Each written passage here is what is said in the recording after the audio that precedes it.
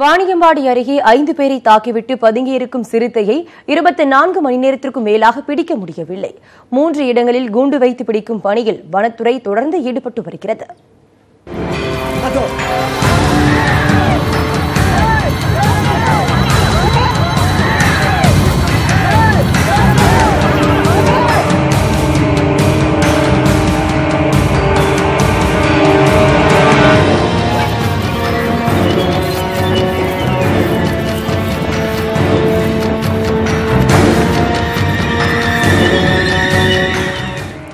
சீரிப்பாயும் இந்த சிறுத்தை 24 மணி நேரத்திற்கு மேலாக இதுவரை பிடிபடவில்லை.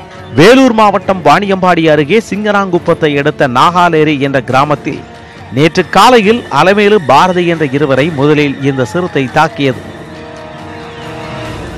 அந்த செய்தி பரவத் தொடங்கியதும் அக்கம் பக்கம் இருந்த சுமார் 50 பேர் திரண்டு வந்து சிறுத்தை இருந்த முட்புதருக்கு தீ வைத்தனர். இதனால் ஆத்திரமடைந்த சிறுத்தை ஆக்ரோஷமாக தாக்கியதில் சந்தோஷ் என்பவர் காயமடைந்தார்.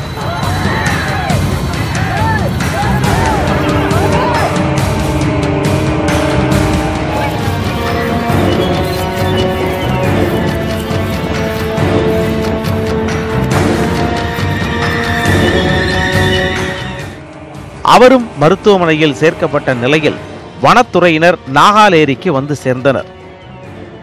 அதே நேரம் சுமார் 1000 பேர் திரண்டு சிறுத்தை பதுங்கிய புதரை நோக்கி கல்வீச ஆரம்பித்தனர்.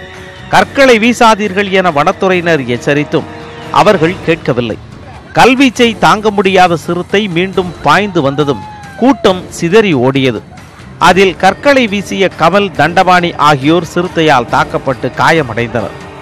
கூட்டம் கட்டுக்கடங்காமல் போன நிலையில் சிறுத்தையை பிடிக்க ஓசூர் கால்நடை மருத்துவ மையத்தின் டாக்டர் பிரகாஷ் தலைமையிலான மருத்துவ குழுவினரும் வந்து சேர்ந்தனர்.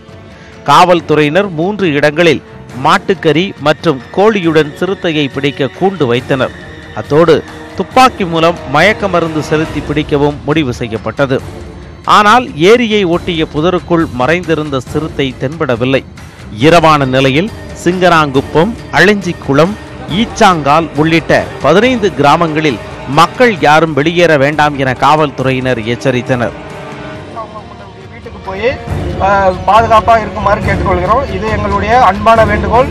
இது எங்களுக்கு ஒத்துழைப்பு கொடுக்கும் பட்சத்தில் இந்த இதை சிறுத்தையை கண்டிப்பாக பிடிக்கிறதுக்கு மேலும் நாங்கள் தொடர்ந்து நடவடிக்கை மேற்கொண்டு வருகிறோம். அதனால எல்லாரும் வீட்டுக்கு போங்க. இரவானதால் சிறுத்தையை தேடும் பணி தற்காலிகமாக நிறுத்தி வைக்கப்பட்டது. ஆனாலும் வனத்துறை மற்றும் காவல்துறையைச் சேர்ந்த 50 பேர் இரவு முழுவதும் கண்காணிப்பில் ஈடுபட்டனர்.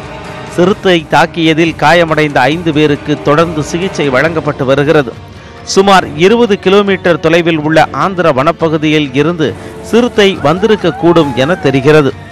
நியூஸ் 18 தமிழ்நாடு செய்திகளுக்காக வாணியம்பாடியிலிருந்து வெங்கடேஷ்.